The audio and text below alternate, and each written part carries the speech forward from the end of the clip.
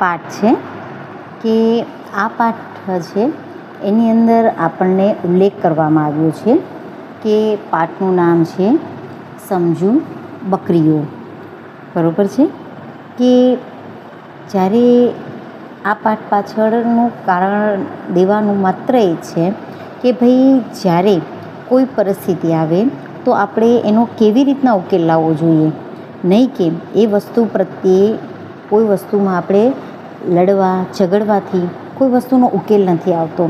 તેની સામે આપણું એક જાતનું સોલ્યુશન હોવું જોઈએ કે કઈ રીતના આ જે પરિસ્થિતિ આવી છે એનો આપણે સામનો કરવો જોઈએ.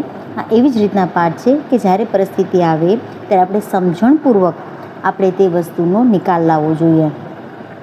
તો જો એક નાનું ગામ હતું. ગામ પાસે એક નદી હતી. નદી સાંકડી અને ઊંડી હતી. ચોમાસામાં એમાં ખૂબ પાણી આવતું. સામે કાંઠે જવા માટે લાકડાનો એક પુલ હતો. પુલ પણ બહુ સાંકડો હતો. પુલને કઠેડો ન હતો, તેથી તેના પરથી ખૂબ જ સાચવીને જવું પડતું. બપોરનો સમય હતો. પુલ પર વધારે અવરજવર ન હતી.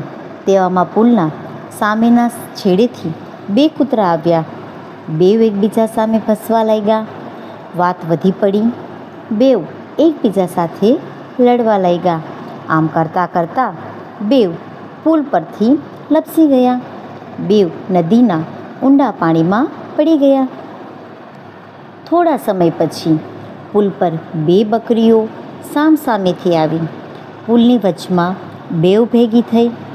બેઉ બકરીઓ સમજુ હતી. તે કૂતરાની જેમ ઝઘડી નહીં. પહેલાં એક બકરી નીચે નમી ને બેસી ગઈ અને બીજી બકરી તેના પરથી સાચવીને પસાર થઈ ગઈ.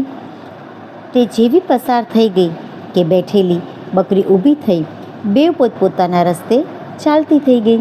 કેવી સમજદાર બકરીઓ! તો આ પાઠ પરથી આપણને જાણવા મળ્યું છે કે બે કૂતરા હતા, બરાબર છે, તો એકબીજા સામે તે ભસવા લાગ્યા. બરાબર, તેણે બકરીની જેમ સમજણપૂર્વક કામ લીધું હોત તો આજે બે કૂતરાઓ બચી જાત, પણ તેણે એવી રીતના કામ લીધું નહીં. બે કૂતરા એકબીજા સામે ભસવા લાગ્યા અને બંને કૂતરા નદીમાં પડી ગયા.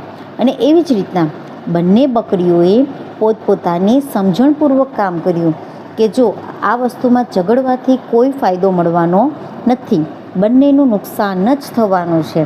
એટલા માટે એક બકરી નીચે બેસી ગઈ અને બીજી તેના ઉપરથી પસાર થઈ ગઈ. અને નીચે બેઠેલી જે બકરી હતી તે પોતાના સ્થાન ઉપર ચાલી ગઈ.